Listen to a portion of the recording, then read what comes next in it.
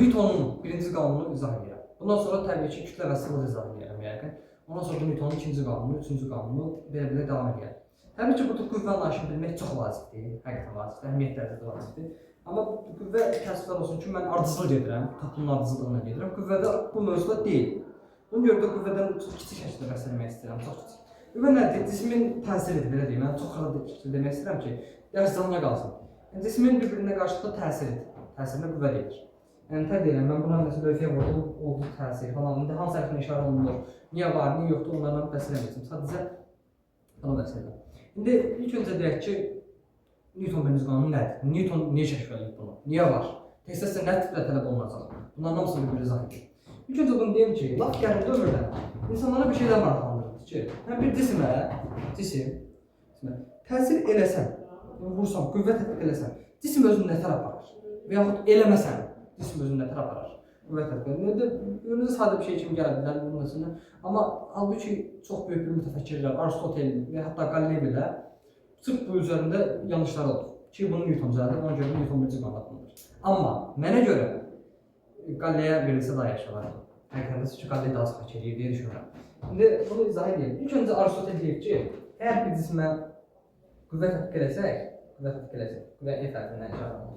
Qüvvə tətbiq eləsək, bu cisim hərəkət edir. Qüvvə tətbiq eləməsək, qüvvəmizi seçsək, cisim hərəkət eləməz, yanar. Bunu Aristotel deyir. Aristotel deyir ki, yəni cisimə qüvvə cisimə nə verir? Sürət verir. Aristotel sadəcə bunu deyir. Deyir ki, qüvvə olmasa da cisim yanar. Yəni o vaxt ki, düşüncə buydu. Yəni çox düz deyirlər ki, düz deyir, Aristotel. Amma əslində belə deyil. Əslində belə deyil. Çünki bir cisimə məsələn sən qüvvə verirsən. İndi o dayanırsa, niyə dayanır? Sualını vermək lazımdır. Niyə dayansın? Yəni qəşəng hərəkət edir, özürsün. Niyə dayanır?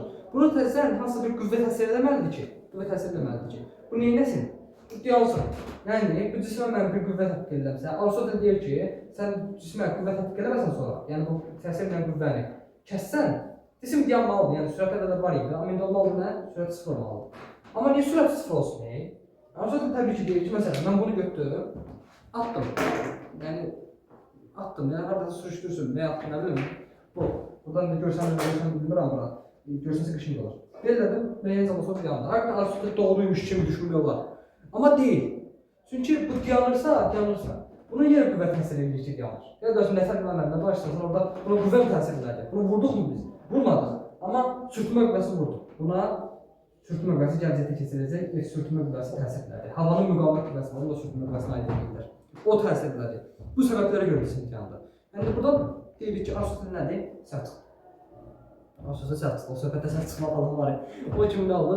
Aristotel səhv çıxdı.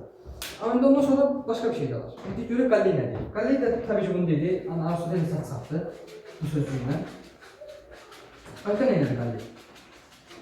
Galilei birinci qanunu deməyək. Galilei ətalət qanunu deyirlər ona. Galilei ətalət qanunu budur ki, cisimə qüvvə təsir edirsə, daha doğrusu cisimə qüvvə təsir etmirsə, o cisim ya sükunətdə qalar, ya da ki, hərəkət alanı qoruyur. Yəni sürəti var idisə, sürətini qoruyur. Yəni F bərabərdə sıfırdırsa, yəni qüvvə təsir olmadısa, ya bu olmalıdır, ya da bu. Yəni cisim hərəkət eləməlidir. Həqiqətən çox məntiqlidir. İnanılmaz dərəcədə çox məntiqlidir. Niyə? Məntiqli bir şey düşünək. Bir dənə cihaz olsun, cihaz deməkdə bir dənə məsələn əşya olsun, ev əşyası olsun. Məsələn, stolun üstündə bir dənə nə olsun, boşqab olsun. Bu boşqaba Aristotel deyir ki, kimsə ələ vurmazsa, Aristotel yox, Galilei. Galilei deyir ki, kimsə ələ vurmazsa bu stola, yəni heç bir qüvvə təsir eləməsə, zəlzələ olmazsa falan filan, heç nə olmazsa, sonsuza qədər bu qalacaq burada. Çox məntiqlidir. İndi həqiqətən də kosmosun dərinliklərində, çox dərinliklərində, mən bu boşqabı götürsəm, sürət versəm, atsam boşqabı. O boşqab məsələn, tutaq ki, sürət aldı, sürətin nə olsun, V bərabərdir, atıram olsun, 30 metrdə olsun, saniyə sürətini atdım. Çox güclüyəm. Təsəccüd mən edirəm. Çox güclüyəm. Yəni, ona görə də, bu qüvvənin təsirindən, yəni, cisim bu qədər sürət aldı və bu sürətini cisim qoruyacaq. Sürətini dəyişməyəcək. Çünki niyə dəyişsin? Nə dəyişdirməlidir bunu? Gravitasiya falan olmalıdır. Yəni, mən dediyim ki, hərəkətin çox uzaqda, düzgün yeri yoxdur, hər dərə nə qədər olsa gravitasiya var yenə də. Amma çox uzaqda düşünsək, xəyal olaraq gravitasiyanı sıfır götürə bilərik. Yəni, cazibə qüvvəsini sıfır götürə bilərik. Cisim nə edir? O sonra hərəkət edəcək. Belə. Yəni cisim belə. İndi bir boşqaf dedim. İndi boşqaf yerindən bu da riyazi rəqqasda olur. Gələcək bunu. Bax mən bu riyazi rəqqasa bir qüvvə təsir edirəmsə, hərəkət edir. Çox sadə bax. Qüvvə təsir edirəmsə nə edir? Hərəkət edir. Yəni qüvvə təsir edirəmsə nə olar? Sürətə qalır. Qüvvə təsir edirəmsə hərəkət edir. Bəs bunu nə fərq yandıra bilərəm? Bəs bunu nə fərq yandıra bilərəm? Nə fərq yandıra bilərəm? Qüvvə təsir edir. Çox sadə. Yəni bir şeyin sürətini dəyişmək üçün qüvvə təsir etmək lazımdır. Buradan Qaliley deyir ki, qüvvə Aristotel deyir ki, nə verir? Sürət verir də. Qaliley deyir ki, yox, bunu vermir. Aristotel səhv çıxartdı. Dedi ki, qüvvə cismin sürətini dəyişdirir. Sürətin dəyişməsi nə idi? Vahid zamanda sürət dəyişməsi. Təcil idi. Nə edir? Qüvvə təcil yaradır. Çox şeydir. Qüvvə nə edirmiş? Demək ki, təcil yaradırmış. Mübarək tabi götürülər. Riyazi rəqqasdan vaxtı gəlində istifadələr eləyəcək. Deyə bilərsiniz ki, Qaliley deyil falan filan. Newtonun indi burada işi nədir? Newton niyə gəlib? İndi tam olaraq bunu izahı verirəm. Newtonun bir dənə kitabı var. Ən məşhur fizik kitablarından. Kitabın adı çox inanılmaz əsasdır. Kitabın adı, indi latınca deyirəm mən. Principi Natural Principia Mathematicae. Azərbaycan dilində də natural fəlsəfənin riyazi əsasları adlı kitabı var. Orada Newton belə yazır. Mən onun lövhəyə yazıram tərifi. O tərifi lövhəyə yazılır. Newton belə yazır. Yəni belə deyirlər. Burada nə fərqdir? Oxuyuram da. Elə hesablamaq sistemi vardır ki, cisimə heç bir qüvvə təsir etmirsə və ya edilən təsirlər bir-birini tazlaşdırırsa, ya kompensasiya edirsə, cisim nə edir? Cisim ya sürətdə qalır, ya da ki, sürətini sabit saxlayır. Yəni sürətə bərabər sürətdə hərəkət edirlər. Ya da ki, sürətə bərabər sürətdə hərəkət edir. Burada belə bir şey var ki, bunun əsasən tərif çox uzun gəlir, amma tərifcə xırdalayır. Öncəliklə belə deyim ki, Newtonun sancalar belə dediyi vaxtdır. Elə hesablama sistemi vardır ki. Öncə olaraq ki, görək ki, elə hesablama sistemi nədir? Hesablama sistemi nə idi?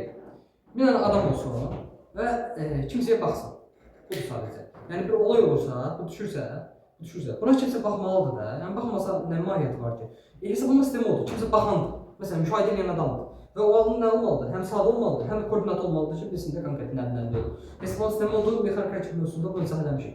Hesablama sistemi oldu, yəni kimsə olmalıdır. Yəni adam olmalıdır. Bu hesablama sistemi. Newton da bir şey yazılır. Belə hesablama sistemi vardır. Çünki deyə bilərsiniz ki, abi nə var ki, bunun zaten Qaliley Beçediş bunu öz bilifini yazmayır. Belə deyə bilərsin. Amma bu deyil. Çünki elə hesablama sistemi var, doğrudur Newton birinci qanunu. Yəni bu yazılı doğrudur. Eləsi də var ki, səhvdir. Yəni cismi qüvvə təsir eləmirsə, amma cisim hərəkət edir. Həqiqətən deyirəm. Belə bir şey var. Cisim qüvvə təsir eləmirsə, amma cisim sürətini dəyişdirir.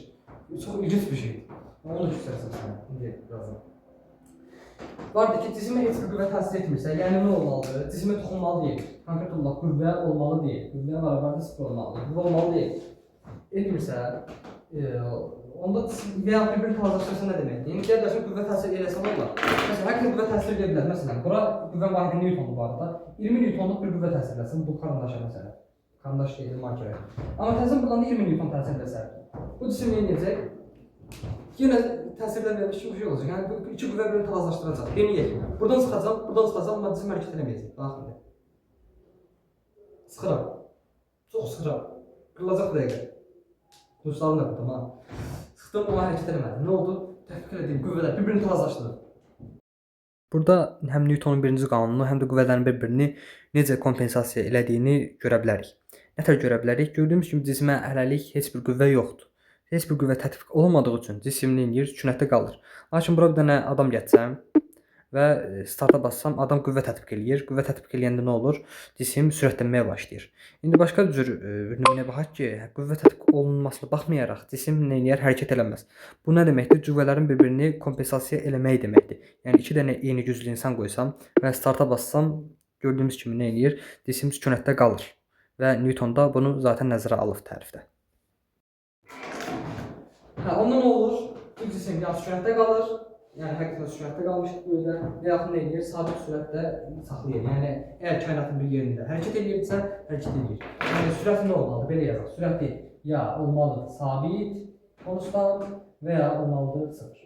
Və Newton birinci qanunudur. Okay.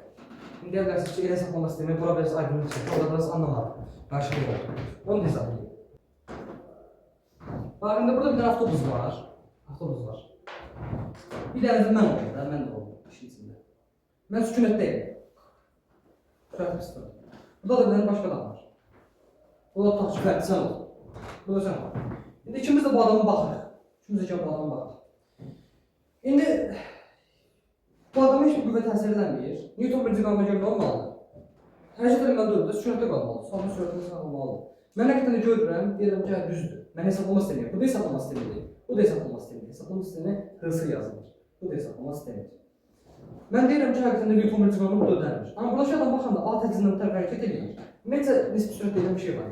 Yəni, bu sürətlə hərəkət edirsə, V sürətlə hərəkət edirsə, buradakı bir adam sükunətdədirsə, bu da əks istiqamətli V sürətlə hərəkət eləmiş kimi görsənir. Xəyal edin, yolda belə ağaçlar gedirdi, yəni maşın gedində yolda ağaçlar vardı. Görürsünüz ki, ağaçlar özü hərəkət edirmiş kimi görsənir. Əslində ağaçlar hərəkət mi edir? Deyil, sən hərəkət edirsən. Sadəcə ağaçlar hərəkət edirmiş kimi görürsən. Bu da indi təcil əslində onun kimidir. Yəni sürətin təcil birisi qardaşdırlar. Yəni nəsə qardaşdırlar, törəməsində gəp boyun verir. Bu da onun kimi. Sən buna gedəndə görürsən ki, bu adam da əks istiqamətə A təcillə hərəkət edir. İndi bir qəribə bir yan var. Bu adama qüvvə təsir elədimi? Ölmədi. Amma A təcillə hərəkət edir. Ona görə Newton deyib ki, bütün hesablama sistemində olur. Elə hesablama sistemlərində olur. Əsasən Newtonun qanunlarından düşən suallarda bu cür. Yəni hansı hesablama sistemlərində olur? Əgər həmin hesablama sistemi sürəti sıfırdırsa və yaxud sürəti sabitdirsə, yəni sürətə bərabər sürətlə hərəkət edirsə, hərəkət edirsə, onda belə hesablama sisteminə inersial hesablama sistemi deyirlər, İHS yazılır. İHS və yaxud ətalət hesablama sistemi. İHS. Belə hesablama sistemlərində Newton birinci qanunu ödənilir. Suallar belə gəlir. Aşağıdakı hesablama sistemlərinin hansında Newton birinci qanunu ödənilir? Və yaxud aşağıdakı hesablama sistemlərinin hansı inersial hesablama sistemidir? O hesablama sistemində, yəni o adam ya sükunətdə qalmalıdır, və yaxud da avtomobil ola bilər, ağac ola bilər, o ev ola bilər. Hesablama sistemində hansısa bir cismin sadəcə nəzər edilir. O mütləq sürət ya sıfır olmalıdır, ya da ki sabit olmalıdır. Budursa, nədir? İnersial hesablama sistemidir və ya ətalət hesablama sistemidir. Heç Newton birinci qanunu yoxdur. Yəni belə deyim ki, ümumiyyətlə bütün qanunlarımızda, bütün qanunlar, fizika bütün qanunlarında inersial hesablama sistemində həmin o qanun tərbiyyəmi belə doğrudur. Orada bu doğrudur. Məsələn, Newton birinci qanunu inersial hesablama sistemində doğrudur. Məsələn, Maxwell'in qanunları var, Einstein'in nisbi nəticəsi belə yazır. Maxwell'in qanunlarında işıq sürəti deyir ki, sabitdir. Normalda işıq sürəti sabit götürmürlər. Einstein deyir ki, əgər ki, inersial hesablama sistemində bütün qanunlar doğrudursa, onun Maxwell təmizləri doğrudur. Nisbi nəzəriyyəsi buradan yaranır zaten. Yəni işığın sürətinin sabit olmağını yaranır. Onu universitet falan keçərsiniz. İndi bu haqqda nə tər sual düşür? Yazım. Sual nümunəni yazıram bura. Baxaq. Bəli, suallar bu cür ola bilir. Suallar bu cür ola bilir. İndi bir təhlil edək, görək, həqiqətən də doğrudur. Bir sözündən də bunların da cəm budur ki, yəni burada nə olmalıdır? Ya sürət sabit olmalıdır, ya sıfır olmalıdır. O zaman inersial hesablama sistemi olur və ya ətalət hesablama sistemi olur. Burada yəni bir sözdən təcil sıfır olmalıdır. Bir sözdən təcil sıfır olmalıdır. Cavab görə elədim. Liftdə yuxarı doğru yeyinləşən adam. Yeyinləşmə varsa təcil var. Təcil varsa bu nədir? Yanlışdır. Təcil var, prosto. Yeyinləşirsə, yəni yuxarı doğru hərəkət edir. Çevrə üzərində bərabər sürətli hərəkət edən fərd. Çevrə üzərində bərabər sürətli hərəkət edir. Çox anlayılır ki, bu inersial hesablama sistemidir. Amma əslində deyil. Çünki çevrə üzərində hərəkət edəndə belə sən təcilin var. Mərkəz qısmı təcilin var. Təcilin varsa, artıq bu deyil. Yəni bu suallar çox çaşdırır. Uşaqların çoxu bunu yazılır. İndi sükunətdəki avtomobil. Sükunətdəki avtomobil nədir? Təcil yoxdur. O zaman nədir bu? Artıq inersial hesablama sistemi. Bunu götürə bilərik. Ondan sonra deyib, düz xətlə bərabər hərəkət edən kosmik gəmi. Gördüyümüz kimi bu qanunla tabidir. Ona görə bu da nədir? Götürə bilərik. Newton birinci qanunlar əslində o qədər. Bir də ətalət nədir deyim? Az əvvəl deyim ki, cisim sükunətdədirsə və yaxud düz xətlə bərabər hərəkət edirsə, yəni heç bir qüvvə yoxdursa, bu cisim niyə sürətini dəyişsin? Yəni həqiqətən də cisimlər deyirlər ki, niyə sürətini dəyişmir? Haqqını tələb edirlər, niyə sürətini dəyişir? Ona görə də bunun sürətini dəyişməyə çalışsaq, bir ağırlıq hiss edirik. Məsələn, bunun sürətini dəyişməyə çalışsam, özü sürətini qorumaq istəyir, deyir ki, mənim sürətini dəyişmir. Bunu istəyirlər desinlər. Ona görə də bu xassəsinin cismin ətalətlik deyirlər. Bunu əsasən harada müşahidə edeyim, məsələn, sən də ətalətin var. Sən də ətalətin var. İndi belə də nümunə göstərir. Burada görsənir ki, həqiqətən ətaletin nə olduğunu göstərir. Sən yəni sürətini saxlamaq istəyirsən həmişə. 60 metr bölü saniyə ilə avtobus hərəkət edir. Sən də 60 metr bölü saniyə içində hərəkət edirsən dolayısıyla. İndi qəfədən 60 tormoza bastı avtobus. düşdü 20-yə sürət. Sən 60-dan gedirdin. Sürətini dəyişmirsən də konkret olaraq. Deyirsən ki, mən nazlanmışam, deyirsən sürətini dəyişmirəm.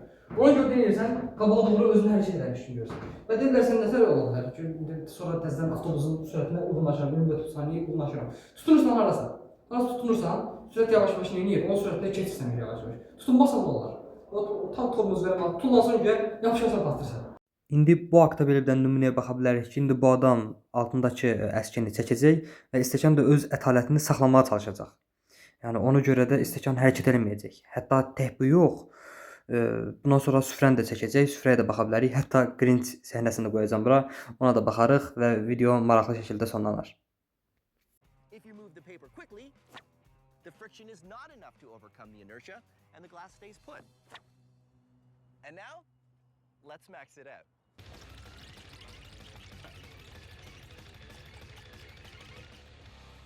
Okay.